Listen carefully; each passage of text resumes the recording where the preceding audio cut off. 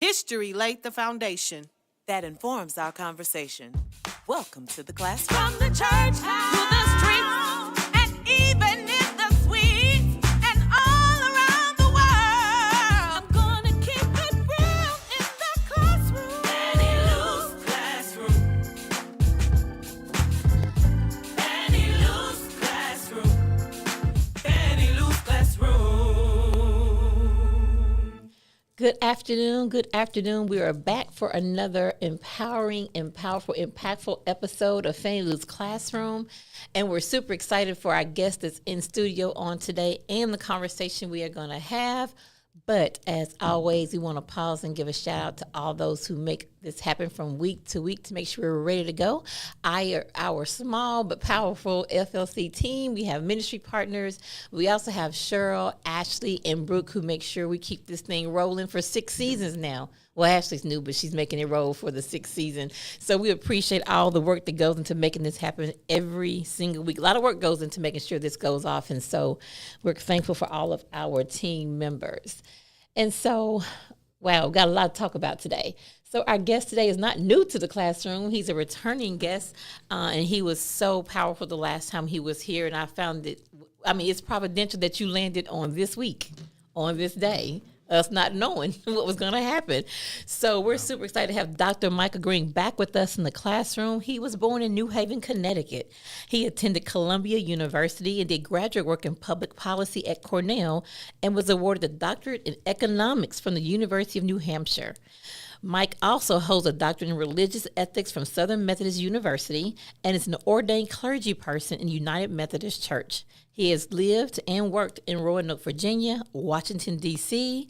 Mike currently resides in Dallas, Texas, although he still considers Washington, D.C. to be his home.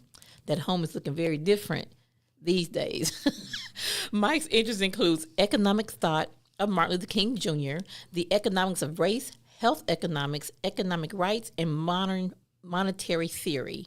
Mike currently serves as director of the Black and Africana Church Studies program at Southern Methodist University Perkins School of Theology. Mike also has a long history of involvement in the struggle for social justice and human rights. Let's welcome the incomparable, the brilliant, the bold Dr. Michael Greene back to Fannie Lou's Classroom. So we just jump right in here. So it's funny, the other day, Ashley and I were meeting and we were thinking about how we wanted to post the digital asset, what we wanted to say. And we were, we laughed and joked about it. We said we should play the theme of good times when we get started. You just listen to the lyrics, right? Anytime you make a payment, it's some good times, right? Temporary layoffs, it's still good times. Scratching and surviving, it's good times. And so I was like, wow. Now, growing up, I didn't think that much of it when I was watching because I was young. But obviously looking back, I'm like, they dealt with so many issues as it relates to poverty, and that is not individual, but it's due to structural violence, right? And so obviously the other night, midnight, got in from Bible study, was like, we headed for a government shutdown. So I want to just jump right in with that, just fundamentally that can kind of frame our conversation. As we have quite a few questions we want to get to, but I'm wondering how we enter this conversation in light of the government shutdown and who's going to be impacted by the government shutdown. So. Yeah, well, I'm glad to be here, and thank you for the invitation. So, yeah, we're in the government shutdown, and I'm not surprised. Saw it coming. I think it's emblematic of the current political climate and the current political regime that we're talking about, because part of the reason behind the shutdown revolves around proposed cuts to health care, right? Medicaid, Medicare. And it is extraordinarily bad, horrible, that people in this country don't have, across the board, access to comprehensive health care. Right? And so if these cuts, let's say in Medicaid, go through, then poor people are going to be disproportionately impacted. Black people especially will be impacted, and even more so, Black women particularly will be impacted. We, for instance, know, or we should know, that we have a Black maternal health care crisis. Medicaid covers a lot of the hospitalization related to child care, and particularly for Black women. Cuts in Medicaid will not do anything to help that crisis. In fact, cuts in Medicaid will worsen that crisis. Furthermore, if you have those cuts to go through, there are a lot of hospitals, particularly in rural areas, that are dependent upon funding from Medicaid. Now, if those cuts go through, some of those hospitals that are already on the precipice of, falling over the cliff will, in fact, go over it. And so you're going to create even more healthcare deserts. So it's poor people it's poor people in general, and Black people in particular, who will be disproportionately impacted by some of the stuff that is motivating or behind the current government shutdown. Yeah, and so you mentioned Black women in particular in two areas. One is the maternal health crisis, as we know, is already a crisis that no one really talks about. We know if it were a category of white women, we would have a national crisis on our hands, and money would be flooding hospitals, local organizations. I mean, funding would be everywhere, right? So, but I also want to talk about, because I keep talking about now, it's probably more than that now, but we know as of July, the 300,000 plus Black women pushed out of the labor market. And what does that mean as it trickles down to families? Because for the most part, women are taking care of children, and not that, but a lot of women are caregivers and caretakers of parents or elderly parent. So what would you say are some, and we'll get to some, I want to just lean in here because I think it's so important to have the conversation. What are some practical things we need to be thinking about to combat this? Because, I mean, the policy is going to pass, right? Right now, not policy passing, but the shutdown is going to impact in real time. Like within a few months, we don't know what the death toll really would be as a result of lack of services and lack of access. So what are just some practical things we need to be thinking about in terms of how we think about how the economy is working and and in relationship to the labor market? Yeah, so I think one of the things that we need to think about, and I'll step back for a moment and kind of frame it in ways that I think might be fruitful in going forward, is that we have to really start thinking of it as our economy as opposed to the economy. And I say that because this idea of the economy, behind it is this sort of image of this thing out there, right, that are governed by immutable laws or some divine laws, and that all we have to do, the most we can do is respond to what's happening out there. And it strips us of our agency when we think of the economy as that way, as the economy. So when we talk about our economy, we have to start thinking about what is it that we want to do? What's the purpose of the economy? What type of public policies will get us there? And what can we do to facilitate or accelerate getting there? I would say that we need to really start thinking more and more about an economy that is based on principles of solidarity and mutuality, and how we can think of ways in ensuring that we take care of each other, and also thinking of policies and supporting policies that ensure that we all have access to basic human needs. So in that sense, I would say we also need to think of an economy of human rights, which is one that we don't have now. A right to housing, a right to health care, right? These things should be rights. And I think, we look at where we are right now we're in a church, right? And one of the things that I always grew up being taught and by my parents and by pastors and by other people in the community was that we are created in the image of God, and therefore we have an inestimable worth and inherent dignity. So when we start from that perspective, then we ask ourselves, what type of policies will promote and protect human rights? So what type of policies will promote and protect our human dignity? So I think that's where the conversation needs to go. Now, I would say that in order to get to where we are, we need to start by talking about where do we want to go, right?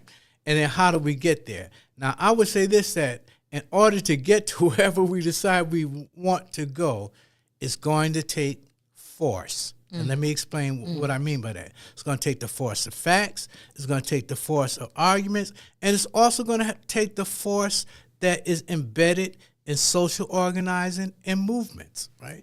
Because we're not going to get to wherever we want to go, an economy that promotes and protects human dignity, in the absence of organized movements, because there are some people who benefit from the current configuration. And so you have to have those movements that are geared toward moving us forward and disrupting. And it's going to cause a disruption in the power of people who are benefiting from the current configuration.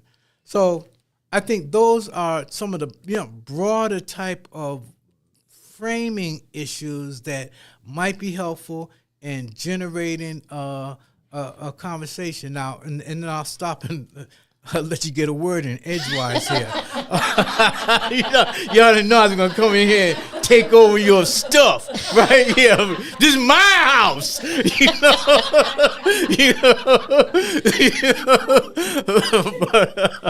But so I think all of that's important. But, I was thinking about this Fannie Lou Hamer's Classroom podcast, and to start thinking about what would an economy look like that elevated and promoted and protected the Fannie Lou Hamers of the world. Right? What her whole involvement in cooperative economics. Correct. Right?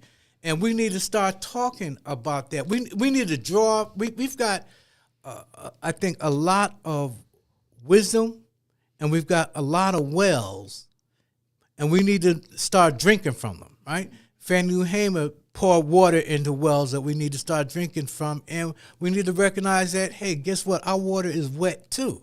And so I think those are some of the things that we can do. What would it look like to center economic thought around the personage of people like Fannie Lou Hamer and what she was about? What would a Fannie Lou Hamer motivated and animated economic system look like?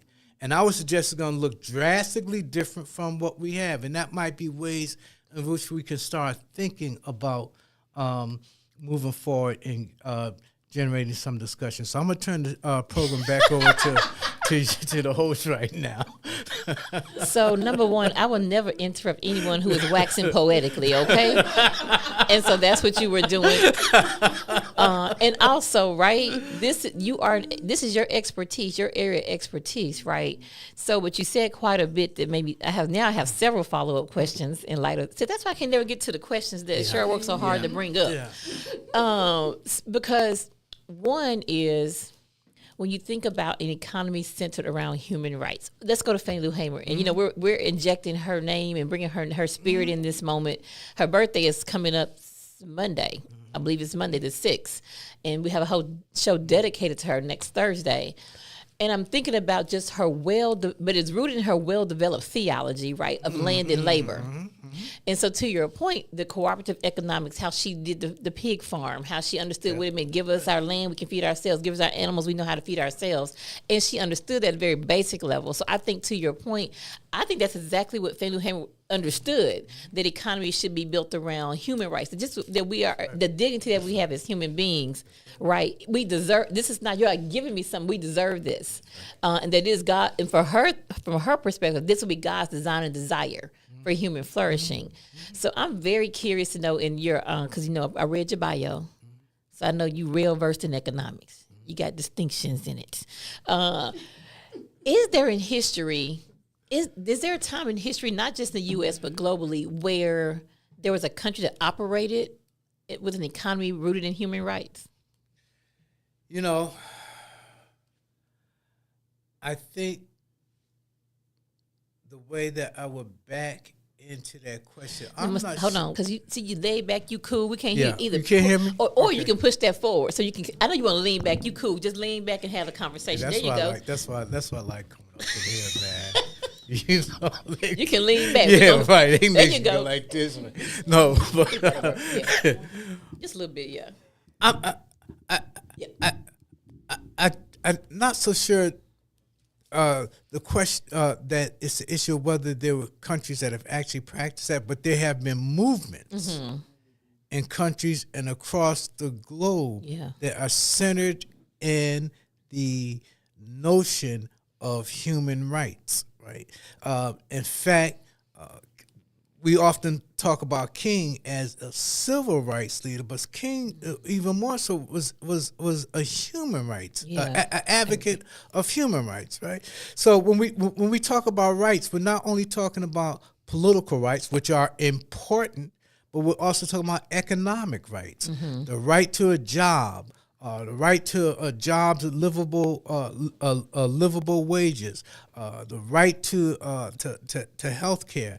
And so that has always been a part of, I think, of movements that are geared around issues of social justice. That notion of rights has always run through it. So for instance, if you look in the United States, the idea that there should be that people in the United States or whatever, we'll talk about the United States in particular, that people have a right to a job at a living wage.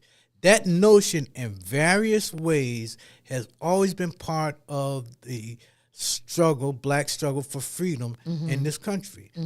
If you look, for instance, at this notion or this call for full employment, was part of the Black Panther Party's program. It's part of Black Lives Matter.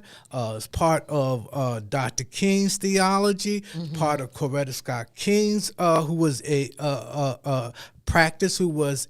ardent supporter of full employment. And when they talked about full employment, let's be clear. When they talked about full employment, they talked about it in a different way than you would hear mainstream economists talk about it. So that when advocates of black freedom talked about full employment, they were talking about a right to a job at livable wages.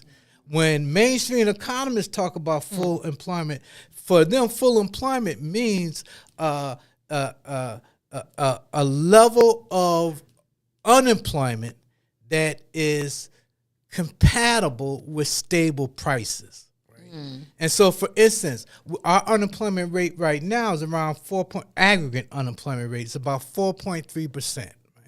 Some mainstream economists will say, "Oh, that's pretty low, and that's full employment." But check this out: that 4.3% translates into that we have to about 7.5 million people who are officially classified as unemployed, right? And so full employment for mainstream economists is a level of unemployment that's compatible with stable prices. For people who are rooted in struggles for economic justice, full employment means that a job should be available for everybody who is willing and able to work, and it should be at a livable wage. So I want to ask this question in my pivot.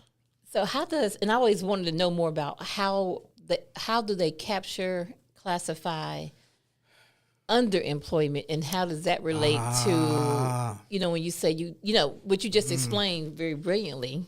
So we can just understand when we say the unemployment rate, that a full economy means this. It doesn't mean people are working. Right. So how does underemployment factor into that? Yeah. So the figures that we hear that come out on the first Friday of every month are not going to come out tomorrow because the government's on shutdown. But if we were not in the midst of a government shutdown, tomorrow economists and a lot of us who follow this stuff will be waiting to hear what was the most recent level of unemployment. So we're in the month of October. Every month refers to the previous month. So the report that would have come out tomorrow would have been referring to the unemployment rate in September. Report refers to August. The most recent data that we have is September, which refers to the month of August, the previous month. So now to your question, the unemployment rate, 4.3%.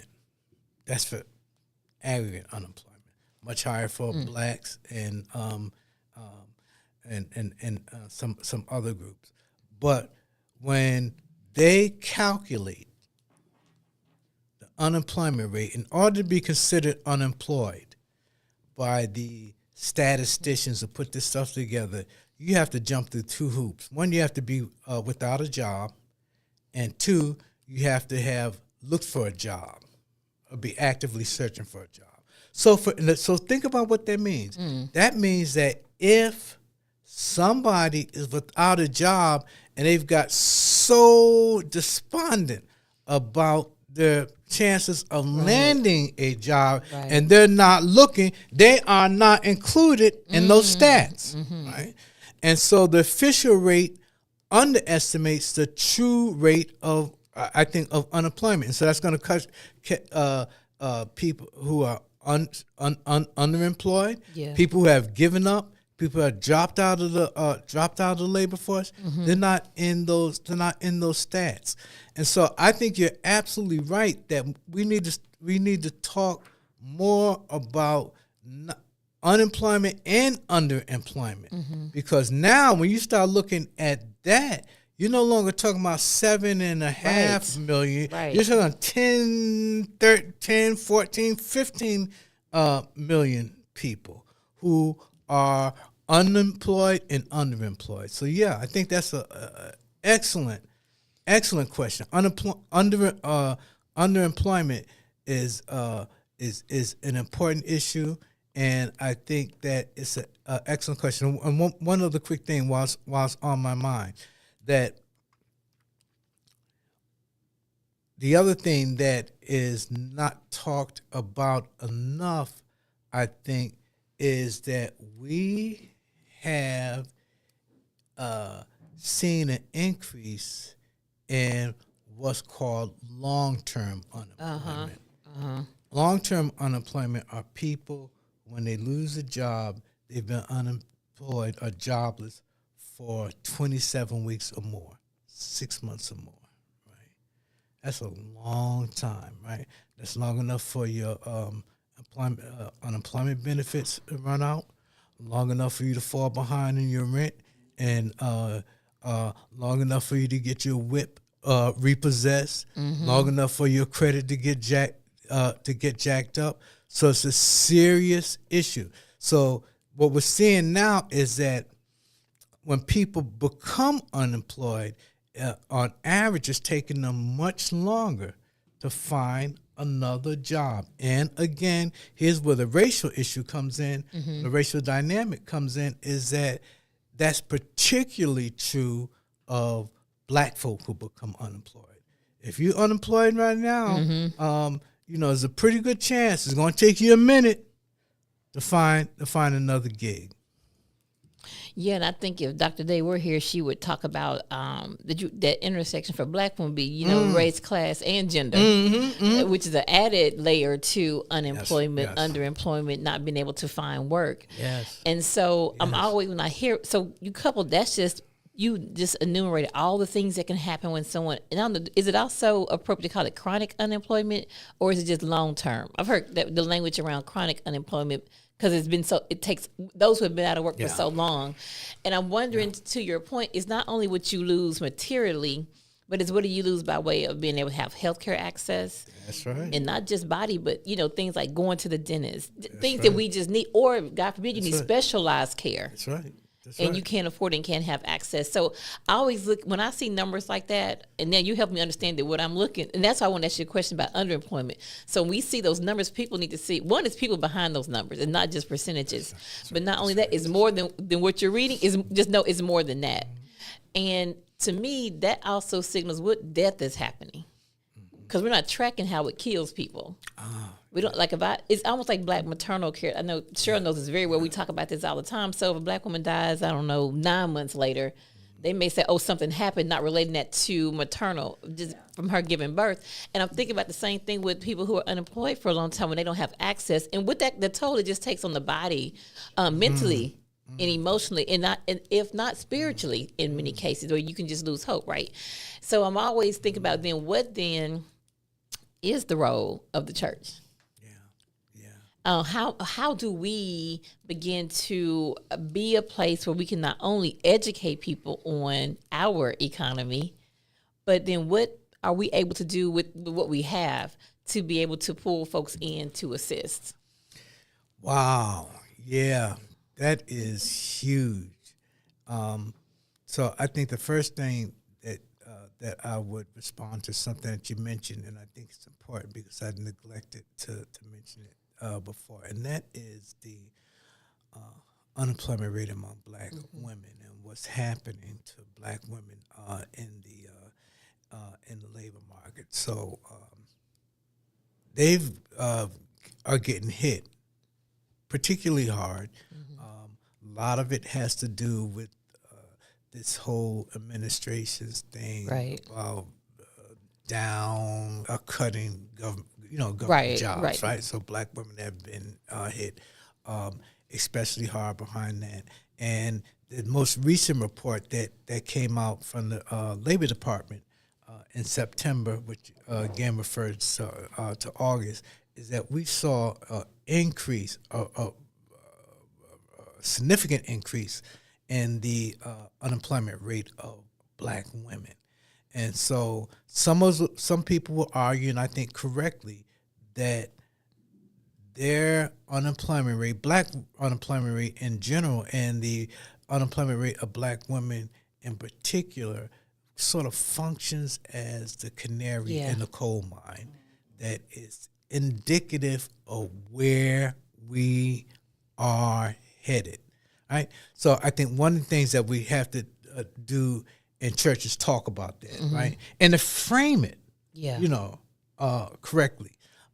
I don't think, and I think this is the wonderful thing about Friendship Works is probably, I'm sure, an exception to what I'm going to say, is that I don't think in many churches it's framed correctly, and more particularly, I don't think the whole issue of black women and what's happening to them in the labor market really gets through and is really framed and talked about as much as it should be, which is odd, right? Yes. In the sense that when you look out in the church, all I see a whole lot of black women, right? And so that needs to somehow be centered into our theology and our preaching. So some of what needs to be done around the black church, I think, is some theological work that centers the experiences of black women, right? And then we need to talk about what we can do in terms of, and I don't know the answer to this, but just I think the black church needs to really think through, and some are doing it, but think through more thoroughly about this whole issue of cooperative economics and what we can learn from people like Fannie Lou Hamer, right?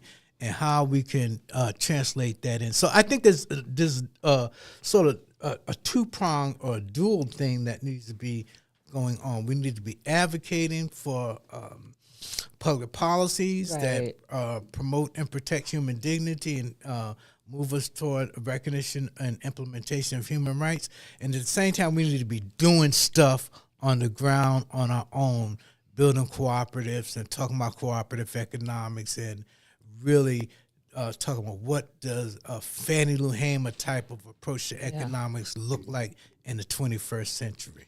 Yeah, and I think that's important. I was reading, this is last week, I was kind of reading back through Nimrod's book, Collective Courage. It's going to be here. Be I'm where? gonna talk to you. Oh. I'll talk to you afterwards. Yeah. Oh, okay. Yeah, talking about Jessica Nimhart. Yeah, I Yes. talked to her a couple of weeks ago. Yeah. Okay, yes. Let me know what's Yeah. going on. Yeah. I need Yeah. let us be a part of Yeah. whatever that is. Oh yeah. But I was just thinking to your point, because we know that for most of us, our families, it was the government that built black middle class, right? That's right. And so now that's not optional. Even if, let's just say, in 28 we get a whole new person, a whole new administration that's not what we see now. But the harm, the policies that have been passed are going to be far lasting. So I'm wondering, and this is kind of what we talk about this all the time with a lot of folks that I work with, like we have to start talking about the slow work we need to do to prepare for 10, 20, 50, 100 years down the road. So you mentioned, this cooperative piece, but I really am interested in having conversations around, and what you might think around what do we need to think about now to start laying groundwork. So we think about new ways of creating what it means to build wealth, what it means to have employment for our own people. And just think about it different ways, not going to get a job there or there, but how do we think about more of like collective ways that we might see how we move forward. And so when you said that, I thought about her book because I'm kind of revisiting that. And just like, we got to think now, you can't depend on those type of jobs anymore. For sustainability, for your pension, we got to think differently now. And how do we create that? So that kind of. So you mentioned a little bit. I don't know if you want to go a little another layer, and like, what is the one thing we can start considering in this moment? Yeah. So one of the things that we need to do. I'm glad you mentioned Jessica Nimhart's book, which I think is extremely important, that we all need to be reading. Yes. Collective Courage, and I think it is a good jumping off point for having conversations and thinking about what we need to do. That's kind of slow work that needs to get done, because you're right. Look, even if we get a new administration and during the next presidential run, the damage that this one has done and is doing is going to take some time to unwind. And so we need to start thinking, as you pointed out, about what we can do, that kind of slow but steady work. And so I think it really, as I'm sort of thinking here, is that, boy, you really start to recognize just how important Fannie Lou Hamer is. I mean, to talk about cooperative economics and to use her as a sort of starting point to reimagine, right, economics in the 21st century, right? And we don't hear people, and I thank God for you, Dr. D. I mean, because we don't hear many people talking about it in that way when they talk about economics. Pastors, when we talk about economics, I mean, talk to us about Fannie Lou Hamer and what would a Fannie Lou Hamer inspired economic program or approach look like in the 21st century? What does it look like in the midst of the rise of authoritarianism and fascism in this country? And what will it look like in the wake of that? When things are when the current regime is gone, because regimes come and go. When the current regime is gone, what does it look like to try to live and to build something in the wake of the mess that's going to be in the wreckage that is going to be all around us? So I think that we need to start talking more about, I hate to be redundant, cooperative economics and things that the church can do in partnership with other folk who are already doing it, right? And for churches not to be afraid to go into those spaces, right? And I'm thinking about so we just finished Stewardship Month. Yes, we're in October now, and I think we did a great job with the various preachers that Dr. Haynes preached the first 2 Sundays. Then we had Pastor Jeffrey Johnson, Mm-hmm. and oh my gosh, who preached before Pastor Johnson the previous Sunday? Rick, who was that? Yeah, Buster Soares. Yeah. So he came, right? So yeah, because you were at the conference. That's Mm-hmm. right. See, you've been around here. You Yeah. you must have come on Right, over. right. Come on over to the Baptist. We all got something we got to deal with. Right. But the point, and I think Doc did a great job at centering, not making stewardship just about your money. And I think that's important to your point. If it's going to be our economy rooted in human rights, because we're talking about the fullness of a person and not just your money. The stewardship, and because a lot of churches, unfortunately, it is rooted in giving your money. Stewardship is strictly about how you manage your money, which that is part of it, but it's not all of it. And I think about, so now we can kind of talk a little bit about just Christians, and to your point, as churches talking about it, if we were to really read the text and look at the content, the history in the text, I think we find there is a theology of economics that's rooted in an economy of based in human rights. You think about Acts, everybody, they sold all they had, so nobody was without. Like we even just reading on the surface, it tells us that. So I think to your point, we have to really deconstruct that theology that really permeated the 80s and 90s around prosperity gospel. Yes. That I think did a lot of damage to the church. And then some still push that theology to this day. And I think that's one of the things we have to do internally. Like we have to get that out of our churches and out of our theological framework of how we think about money, because that informs how you think about our economy, right? Or to your point, that's why we call it the economy. That it's just something that's moving. And if we want to make sure we're in it and we're winning, we got to do this individually in order to be successful, right? So I'm just wondering about what would it look like? Well, you tell me. So King, though, right? We can go back to Dr. King, because you talk about Kingian, I guess, frameworks for a just economy. So can you maybe talk? Maybe that can help. That can help us kind of have shift this conversation to, because Fannie Lou did this out of her understanding of who God was. That's right. Right, her theological framing about who God was led her to have a developed theology around land and labor, and understand that labor in and of itself belongs to the person. And their ability to do what they need to do to feed themselves, to take care of themselves. So can you talk to us about a little about Kingian, I guess, economy, like how Dr. King, what he was pushing for, what does it mean to adopt that? But what are some principles? Yeah, so I think theologically, I would say a fundamental principle is that we are all created in the image of God, and that we therefore have inherent worth. And that when you arrange the economy, or you start thinking about the economy or our economy around that fundamental theological principle, you start asking, so what are the basic prerequisites that will promote and protect the worth and the human dignity of folk?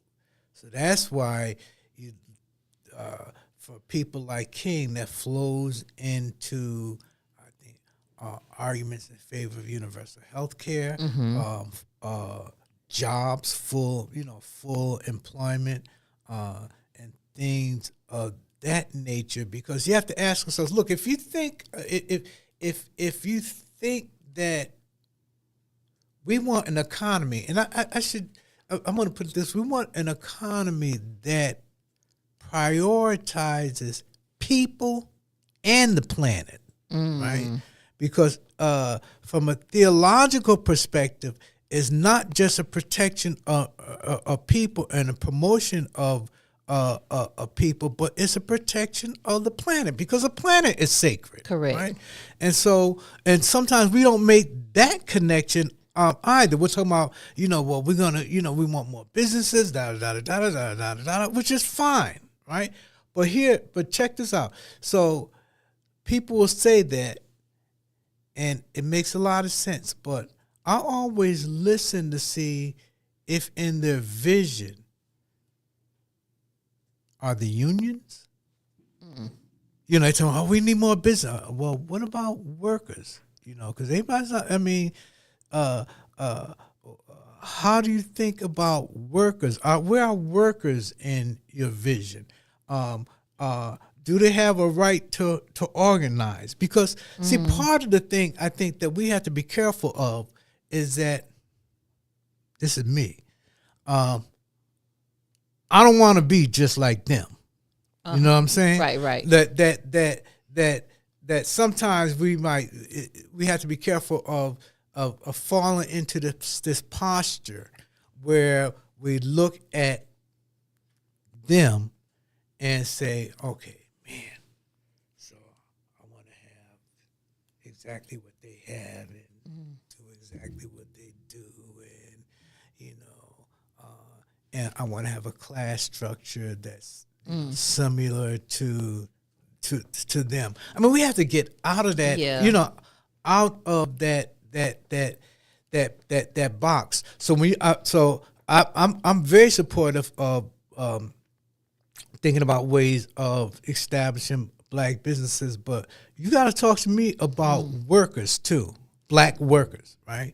And so I think King brings all of that together. Not just King, but other folk who have been involved in the long run struggle for freedom in this country and across the globe. Bring all that together, but it's rooted in, I think, a certain understanding of God, and who we are in relationship to God.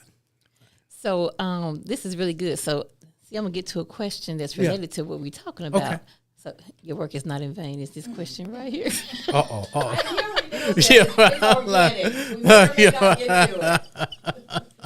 Because to your point around business, so this maybe 2 years ago, we had, I think we didn't call it Black Incubator. It was our CEO program, creating economic opportunity. And so we had 20, 30 business owners that went through. And one of the things we really tried to stress was that we want you to understand how to run your business so that it's just that you and your family working, that it's scalable, that you're able to then employ our children who go off to college and come back. They have a place to work. And I'm just not sure if the majority of our black business owners think that way. Yeah.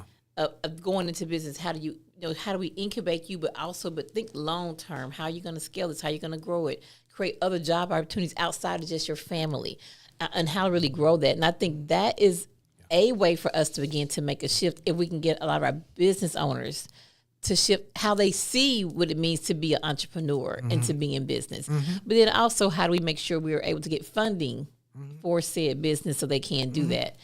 Because just in my experience with the ones we work with, and Cheryl can probably have a different opinion, but I didn't feel that many of them really grabbed onto that. Right. It was more like, what can I do to make sure I kind of do what I'm doing? And to your point, that I think we need to talk about workers when we talk about our black business owners. Well, how do you see workers in this when you're talking about this business plan? I think it has to be at the beginning of your business plan that you're thinking about in the next 5 years. I want to hire 2 people from Prairie View, whatever, right? But it's intentional. You go into it knowing I want to grow it, and I don't think we do that. And I think that's also what lends itself to us not having a very strong black business community. So, but of course, Tulsa, Greenwood neighborhood, Black Wall Street, it was out of necessity, right? But I still think it's a way to look at it, of how it can be done. But we also have to see not only workers, but we also have to be able to support one another.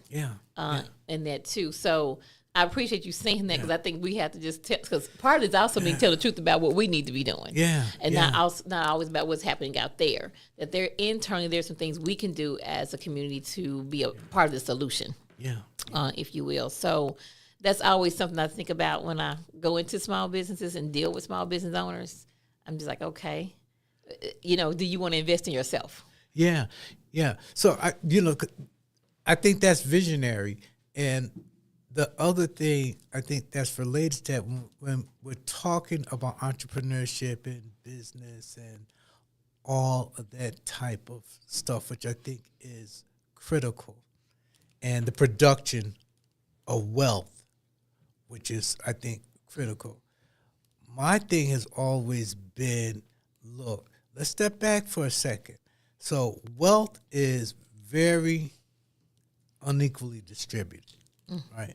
It's unequally distributed between groups, and guess what? It's unequally distributed within groups. So even though whites have more wealth than blacks in general, most of that wealth is tied up into that top 1 or 2%. And if you look at black wealth, most of that wealth is also unequally distributed. So we need to start thinking about, and I haven't thought this too, but we need to start thinking about not only the production of wealth, but how it's going to be distributed. Because otherwise we're that's true, just right. replicating Right, the correct. system that's already out there. Right, It's right, like, right. Look, because if we are all sitting in this room, there's 5 of us, right? And let's say our annual, our average, each one of us has $10. That's our income, right? And so that's going to be the average income. Everybody in here got $10, right? And then somebody comes in, we get a new person in here, and that person has $1 trillion. Then now, on average, Right. everybody in here got some serious pockets. But but the average is confusing. It's concealing because you still got 10, I got Right. 10, she got 10, you got 10. But on average, man, this group is killing it. Right. So we need to talk about both, not only the production of That's wealth good. but also the distribution of wealth. That's why I'm thinking more and more along the stuff of what Fannie Heyman was doing, and Jessica Nimhart in cooperative economics. I'm looking at all these questions. We hitting them. We just didn't ask them Yeah, that way. no, that's good. Yeah, right. yeah. So I saw those questions. I was like, oh man, I was like going through my bookshelf, and I'm like, I can't get you that, man. You flowing in and out. You flowing in and out. Yeah, I don't think I'm gonna be able to make it tomorrow. Cause I was scared, man. But you're answering all of it. Because I'm looking, I'm like, well, no, we're actually hitting all these questions, right? Yeah. But I like how you explain that, because I think when people say there's a wealth gap, 1%, people don't know what that means. I'm just saying and I think it's important for me, and what you're saying, what I hear you saying more broadly too, is that we also have to learn how to make this conversation granular. Yeah. Where everybody can understand. See, when you just said, oh, y'all got $10. Yes. But somebody, that's easy. Oh, now I see what you're saying. I can make those numbers work in my mind, right? Yeah. So I think it's also, how do we create a platform where we can communicate it to where everybody can understand it, and they can, because the reality is we all are in right now the economy that is rooted and grounded in segregation, degradation, dehumanization, and was dependent upon a non-competitive, compensated work group. So that's the foundation that we have, and so we're talking about breaking that up. And so I think that has to happen, but I think that takes us thinking about, because we may not see it in our lifetime, but we do the groundwork. Hopefully the next generation picks that up. You just never know when it can turn over and really become, more of a just economy, our economy rooted in human rights. So just important. So that's the kind of work I like to see happen post, podcasts, like how we might really begin to pull people together to work on that, knowing that you may not see it happen, but you can give the strong foundation where people can build, because they're educated in how we have these very granular ways of breaking down. When you say economics, people are like, what? When you start breaking down my paycheck, then I'm going, I can get what you're saying. Because they know it impacts them, but they don't know what to do. And so that's my biggest thing, is always, well, then now what? Now that we know, now what? And so how do we get started? So I do want to talk about just fundamentally how, and you said this before, but we talked about healthcare, but I like to even get more granular around how does this, I guess some people call it economic downturn, inflation, how is it going to really impact us Black people specifically? Because how I see it, I was talking to Flo and Gloria over at Faith Formula, which is our social service organization. I said, y'all preparing for, a large increase in people who are coming to the food pantry, who are probably going to need some kind of supplication with their food because they can't afford the groceries and the prices are going up. So already I'm just like, well, let's just think about some basic things, but I'm sure some other things I'm not thinking about that we might have to. It could be who are healthcare professionals. So and so can't get to doctor, but you specialize in it. Are you able to, can we work something, a barter or something? What kind of thing we do collectively to pull money together? Mutual aid almost, like we did back in the day. Mutual aid societies that clothed the naked, fed the hungry, buried the dead, gave job skills.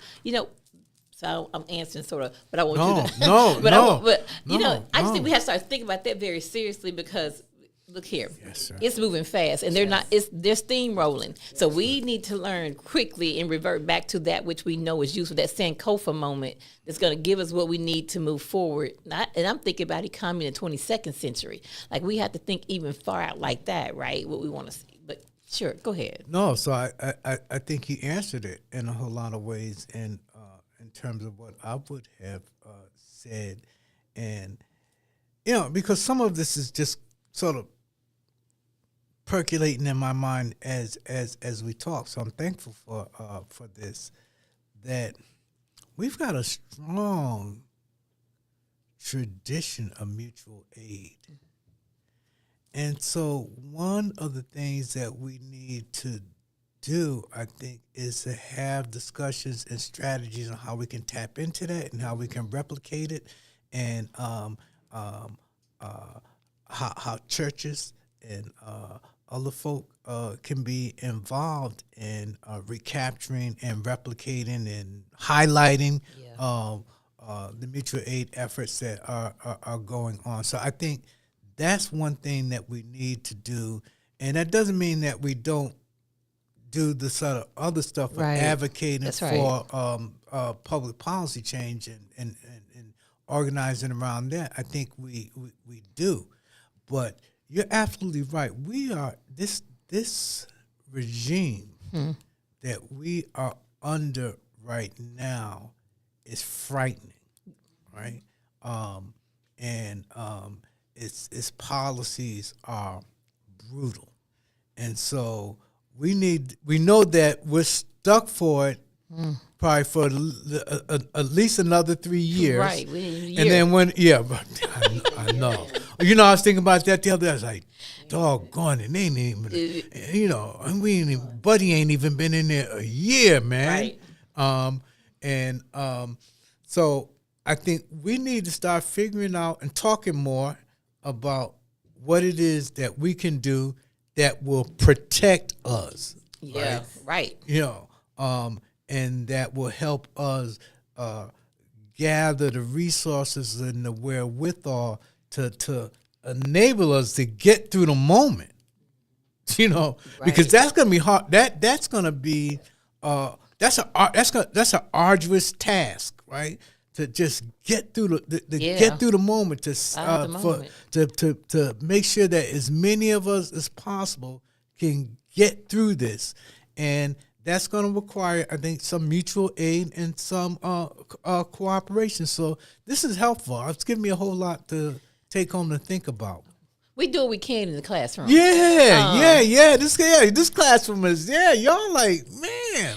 And so the last thing I want to just quickly talk about. Oh, time is running out, as always. But so real quick, I want to do this part that lends itself to it. Well, let me ask you what you think about this. Because sometimes I think about our Black philanthropic community. And sometimes by those, even meaning those who may be wealthy by way of entertainment, sports, but then others who may have made their money through, working in alternative economy or made their wealth in Silicon Valley somewhere, maybe through, AI and technology advancements. I'm wondering how might we tap into that community and and more importantly, how they see their role, or are they very tethered to the economy, right? And understand the hyper-capitalism. I'm not saying all of them are like that, of course, but I'm just wondering, what does it mean for us do they see themselves in this? And if they do, how do we begin to have those conversations? Because that could be helpful in generating, it can be very generative in terms of how we view new mutual aid in the 21st century. What does that look like? Because some of them do. I'm not saying they don't, but it's quite a few that I'm thinking there's a whole group out there that some we don't even know, but they're there. Yeah. So I'm not really tapped into that that group. You may have guessed that. But I think for those who seem to be open to that, is that we need to have conversations with them, invite them into conversations on how to do it. But it's a whole nother issue, right? Yeah, and that's something that we need to discuss.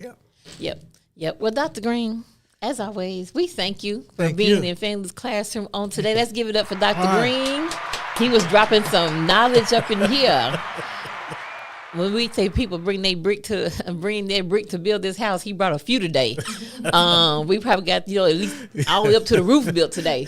So we appreciate that. Thank you so much, Dr. Thank Greene, you. for being Thank you. here. Thank you. So My just a pleasure. few quick things. Next week, of course, our Shiro, that great human rights activist, Fannie Hamer, birthday will be on Monday, October the 6th. And so on next Thursday, you don't want to miss it, where we're really going to do a tribute to Fannie Hamer and have conversations about what does it mean to live in that spirit in the 21st century, what we might do and how we might carry on her bold, brilliant, and really just a courageous woman, right? And a committed woman who had much conviction and compassion. So we'll have that conversation on next week. And then I just want to remind you, here at Friendship West, one of the things that we're doing, Dr. Greene, can be seen as somewhat of a mutual aid.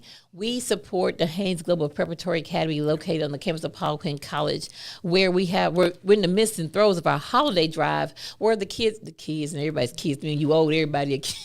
As a kid, but they're able to give us their wish list, and we have our congregation take, adopt a student or students, and you be able to give them a little something for the holiday. But it's not just a holiday; we support the school year round because we see it's a holistic way. It's not giving you some gifts and bye bye, y'all have a good Christmas, right? But it's about the families who may be struggling. I mean, we've been able to provide, household items to some of the families and uniforms. So if you feel compelled to do so, you can scan the QR code. You can also go to Friendship West in all of our government platforms and make a contribution to iCare. All the donations that go into iCare go directly to the school and to the students, teachers, administrators, and the households who are in need. So please support our iCare donation drive.